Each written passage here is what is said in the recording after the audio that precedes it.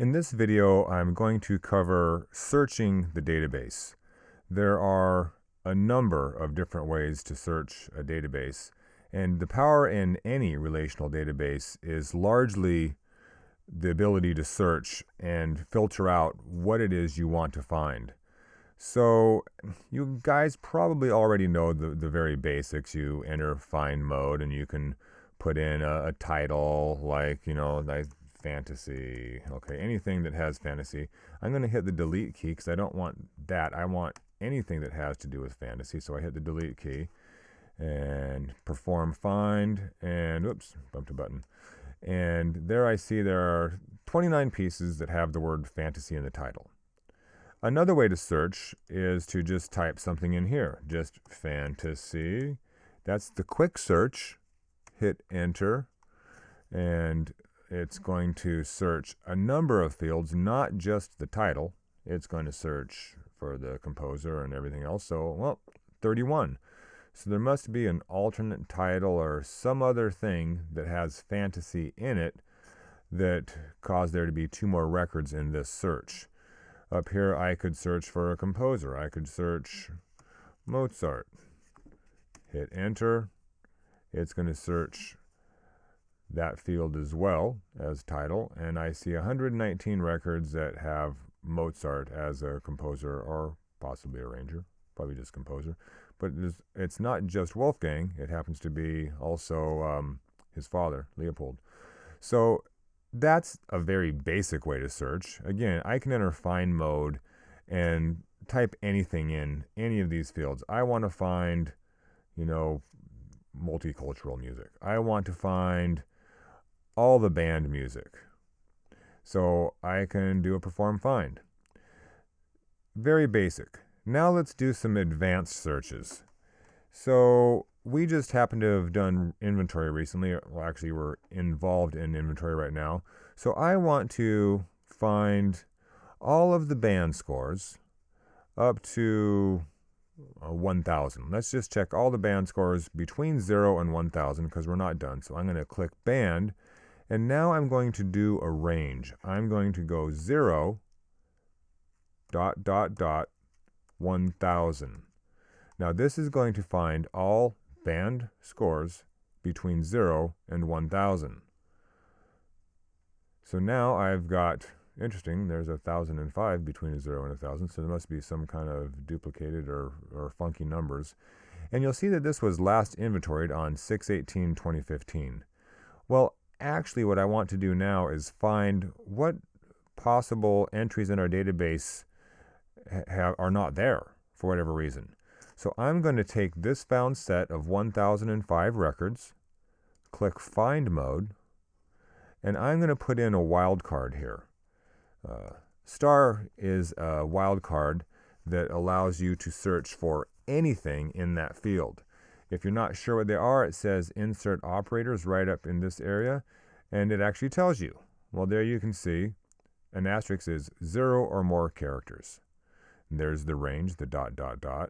less than, equal to, greater than, exact match. There's a number of useful things. The pound sign, any digit looking for specific numbers or specific characters. There's a lot of power in the searches, but in this case, my found set was all the records between 0 and 1,000.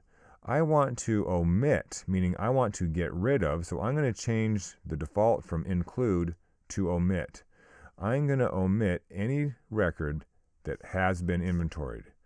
Now, and I don't want to click perform find because that's just going to work on that field. I want to go up to the very top menu, which you can't see on your screen right now, and click requests, and I'm going to constrain the found set, meaning I'm going to shrink down what I've already found to a smaller set. Constrain set, and now I see that there are 19 records that are between 0 and 1,000 that have not been inventoried. It's possible that these were checked out. So let's go to the Copies tab and do another constrain found set. Find mode. Let's see if any of these records, by putting an asterisk in, clicking omit, going to the request at the top menu, saying constrained found set. Let's see if that changes anything. Nope, 19 records. Okay, well, let's look at the score list then. These 19 records, for whatever reason, have not shown up in inventory, so we can probably assume, unfortunately, that they're missing, and we need to do some research on what may have happened to them before we decide it's safe to delete them. So that is one way to do some advanced searching. Remember that it's it's very useful at times to take whatever you've already found and expand it or constrain it. So you can take a found set, enter find mode, whoops, and I just canceled accidentally, enter find mode, and put something in, I don't know, that has a category of band. That's silly. No, these are all band pieces. How about a solo? There's an alto sax. And now I can go up to my requests menu and I could say extend found set. Okay, so that's going to add records. So now I have 2 more pieces that actually have a sax solo in them. So I can constrain or expand my found set. Very powerful tools. And yeah, I've been using FileMaker a long time. I can't expect you to remember all these things. But if you go in find mode, where the screen turns green, now you know you're in find mode, and you're not sure what operators you want, you can use this and you can actually insert them into the active field. Let's see, any one character, that inserts it there. So if I did a search to find any one character, I'd pretty much find everything. So I'm going to cancel this find. This can be kind of confusing in ways. I mean, there's a lot of power in the search. You can find virtually anything you want to filter, and with multiple find requests, you can really narrow things down. So that is the way you do a lot of searches, expanding, contracting. But there's one more thing I want to show you that I kind of built in an automatic way of searching some of these things in our scores library. Under the instrumentation tab, that actually does calculations and looks at all the copies of music that have been entered to determine just what's in the database. I mainly designed this section for the small brass ensembles, or the small ensembles. So if I want to do a new search, I can actually say I want to find a piece that has trumpet. Let's see, again, it falls off your screen. Trumpet. I'm going to add a filter. I want to also find something that's not just trumpet, but has maybe a French horn. And let's add one more filter and say I want it to have a trombone as well. Let's go TRO. There's trombone down there. And I'm going to limit this further by saying small brass ensembles. Now in this case, it's a new search. I'm going to expand my set, even though there's nothing there to expand directly. So now I found, 591 pieces in the small brass library have trumpet, French horn, and trombone. They could have more things, as you'll see if you scroll through, but that's a pretty common instrumentation list. Go further up and you'll see there's things with plenty more. So now let's just say I wanted to add a filter. Instead of that 591, I want to add a filter. So I'm going to say I want to find, out of those 591, let's see what has tuba. Now, like earlier, I want to constrain my found set. I don't want to go more than 591 records. I want less. So I'm going to constrain that search.